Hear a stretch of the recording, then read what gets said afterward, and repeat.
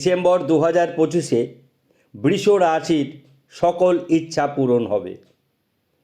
বৃষ রাশির অধিপতি গ্রহ শুক্র শুভ অবস্থায় রয়েছে।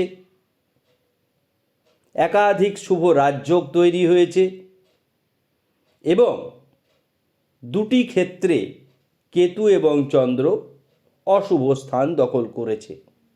আমরা সারা বিষয় নিয়ে আলোচনা করব। প্রতিকার সমেত সমস্ত অনুষ্ঠান আপনাদের সামনে সহজ সরল ভাষায় তুলে ধরব। অনুরোধ, সারা ভিডিওটি দেখবেন এবং নিজের রাশির সঙ্গে আপনার ফলাফলকে মিলিয়ে পরবর্তী কমেন্টস করবেন, যাতে আমার আপনাদের জন্য নতুন নতুন ভিডিও প্রস্তুত করতে ভালো লাগে। বৃষ রাশির সকল ইচ্ছা পূরণ হবে, যে কোনো সমস্যার সমাধান হবে। কেন? প্রথমেই আসবো গোচরে। গোচর এমন একটি জিনিস, ট্রানজিট, অর্থাৎ ডিসেম্বর 1 2025-এ গ্রহরা কে কোথায় রয়েছে, এটি হচ্ছে গ্রহদের স্থিতি। এরা সবসময় চলাফেরা করে প্রতিনিয়ত। তাদের এই চলনী অবস্থান যখন যে মাসে আমরা বলবো কোথায় রয়েছে, যার ওপর নির্ভর করে এই বিচার এবং বিশ্লেষণ। প্রথমেই মেষ রাশিতে চন্দ্রদেব রয়েছেন,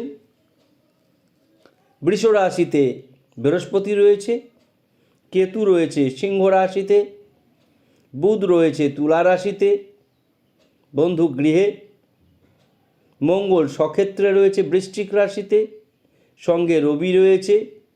মঙ্গল রবি সমৃদ্ধি যোগ তৈরি করেছে এবং রবি শুক্র আদিত্য যোগ তৈরি করেছে।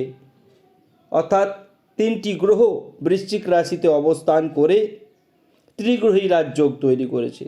আবার কয়েকদিন পরে এই বুধই বৃশ্চিক রাশিতে গমন করে চতুর্গ্রহী রাজযোগ তৈরি করবে। রাহু রয়েছে কুম্ভ রাশিতে, শনি রয়েছে মীন রাশিতে। অবস্থান শুনলেন, শুভ যোগ, ত্রিগ্রহী রাজযোগ, চতুর্গ্রহী রাজযোগ, বুধাদিত্য যোগ, সমৃদ্ধি যোগ। অশুভ অবস্থান, চতুর্থে কেতু রয়েছে, দ্বাদশে চন্দ্র রয়েছে। তাহলে চতুর্থে কেতু থেকে মা বাবার শরীর ভালো যাবে না, বিশেষত মায়ের। আর চন্দ্রদেব দ্বাদশে রয়েছেন, মায়ের চিকিৎসার জন্য অর্থ ব্যয় হতে পারে। বাকি সর্বক্ষেত্রে শুভ পরিবর্তন। প্রথম হচ্ছে শরীর মন ভালো যাবে। ধনস্থান অতি শুভ, ভ্রাতাভগ্নী অতি শুভ, অর্থাৎ সম্পর্কের একটি নতুন অধ্যায় শুরু হবে ডিসেম্বর মাসে। সুসম্পর্কের একটি নতুন অধ্যায় শুরু হবে। মা বাবার শরীর শুভাশুভ, খুব একটা ভালো যাবে না, এটি একটি সমস্যা। শিক্ষা শুভ, সন্তান অতি শুভ, গুপ্ত শত্রু হ্রাস পাবে বুধের অবস্থানের কারণে। যারা জন্মকুণ্ডলিতে মাঙ্গলিক রয়েছে, এখানেও মাঙ্গলিক, সুতরাং মাঙ্গলিক দোষ কাটিয়ে জন্ম বিবাহে অংশগ্রহণ করবেন। আর যারা অমাঙ্গলিক, তাদের ক্ষেত্রে সেরকম কোনো রকম সমস্যা দেখা দেবে না। বড় কোনো দুর্ঘটনা ঘটবে না। প্রেম বিবাহ দাম্পত্য শুভ, ভাগ্য অতি শুভ, আয় বৃদ্ধি হওয়ার সম্ভাবনা রয়েছে। ব্যবসায় শ্রীবৃদ্ধি ঘটবে, কোনো প্রকার আইনি জটিলতা দেখা যাবে না। দশমে রাহু ফাটকা আয় করিয়ে দেয়, অর্থাৎ লটারি প্রাপ্তি হওয়ার একটি প্রবল সম্ভাবনা রয়েছে। একাদশ স্থানে শনি রয়েছে আয় বৃদ্ধি অবশ্যম্ভাবী।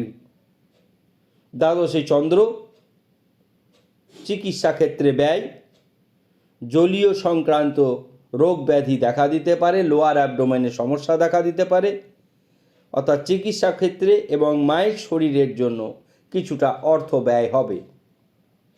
আমরা প্রতিকারে আসছি। সরাসরি যাদের আর্থিক সঙ্গতি রয়েছে ফিরোজা পরবেন অথবা আটমুখী রুদ্রাক্ষ পরবেন। শুক্র শনি ও শুধুমাত্র শনির প্রতিকার বললাম, ফিরোজা ও আটমুখী রুদ্রাক্ষ। যাদের আর্থিক দিক স্বচ্ছ নয় তারা নীল সাদা বস্ত্র পরিধান করবেন এবং শনিদেবের মহাশক্তি বীজ মন্ত্র প্রত্যেক দিন সন্ধ্যাবেলায় দক্ষিণ দিকে মুখ করে 108 বার করবেন। ওং ঐং হ্রিং শ্রিং শনৈশ্চরায়, ওং ঐং হ্রিং শ্রিং শনৈশ্চরায়। আশা করি আপনাদের খুব সহজ সরলভাবে বলা এই অনুষ্ঠান অত্যন্ত ভালো লাগলো। ভালো লাগলে মন্তব্য করবেন।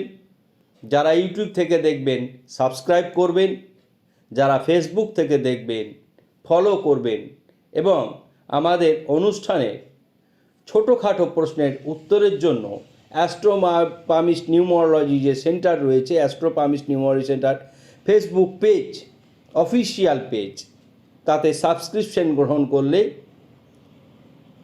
খুব সম্ভবত 80 থেকে 85 টাকার মধ্যে সাবস্ক্রিপশন গ্রহণ করা যায়।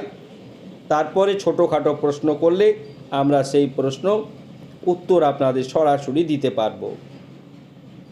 এমন নয় যে সম্পূর্ণ জনমকুণ্ডলী বিচার করে দেওয়া হবে।